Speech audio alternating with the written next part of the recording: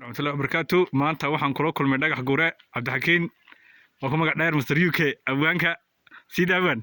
aad u maasan tahay Axmed Baax halka maanta waxa la wadaag doona xabad maasa waan hadda la dhahdan ku soo riin doona ama ku soo dhaweyn doono maalinta munaasabada leh ee xuska qaranka Somaliland ee May maasada waxay ku magac baxday ayaan waliba xiisa leh oo kala xasuus mudan xiska qaar ban kaba tirin oo laabto muhata kol hadaad xayaabow xajiintina beertiyo xarka noqotay gumeysiga iyo xuladkii naareed hadantooyadaadani kuma iman xasaanade waa loo xabaal garay qaar baa xuskoodii waxa yiri ayaan tani xuska may xaraabiyo kuma iman xisaab leh mid kaba xanaaqiyo midka kaba xumaadiyo mid xurmeeye weligay ma xushmeeyo awga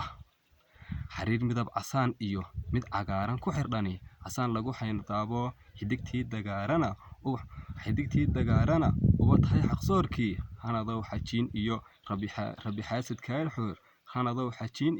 rabbi xaasidka xoor ku xatree hawada sare bulshayahay xasara jira xuska oo dabaaldega xuska may u soo baxa xanaaqo cadawgi ما شاء الله تبارك الله حسك مو صباحه حنا قعدوا